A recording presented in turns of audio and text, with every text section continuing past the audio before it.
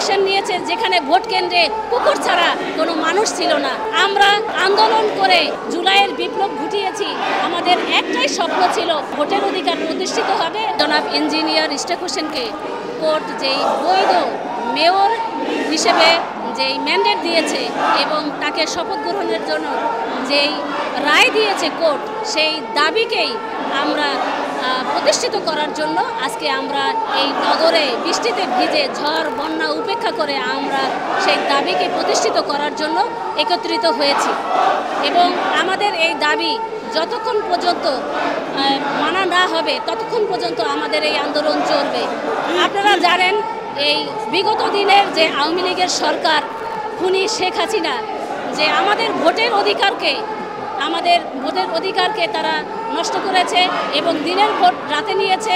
ওয়ালটন আবারও মিলিয়নিয়ার অফারে ওয়ালটন ফ্রিজ কিনে আপনিও হয়ে যেতে পারেন মিলিয়নিয়ার।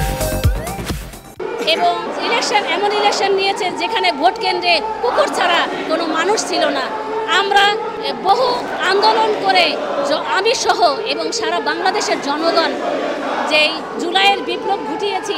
আমাদের একটাই স্বপ্ন ছিল যে আজকে আমরা ভোটের অধিকার প্রতিষ্ঠিত হবে। বাংলাদেশের মানুষ যে ভোট দিতে পারে নাই দীর্ঘদিন, আমরা সেই ভোটের অধিকার প্রতিষ্ঠিত হবে এবং আমরা ভোট দিতে পারবো।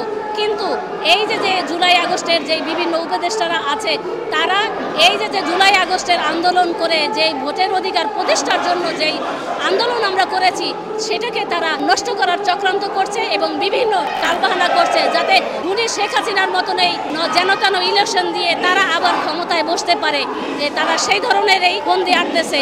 তো যেহেতু কোর্ট ইশরাক হোসেনকে বৈধ মেয়রের ম্যান্ডেট দিয়েছে, শপথ গ্রহণের জন্য বলেছে, কিন্তু তারা সেটা করছে না। এবং আমরা চাই যেই সব উপদেষ্টা এইসব কলকাঠি নাড়ছে তাদের পদত্যাগ এবং ইশরাক হোসেনকে বৈধ মেয়র হিসেবে নগরে প্রতিষ্ঠিত করা, এটাই আমাদের একমাত্র দাবি।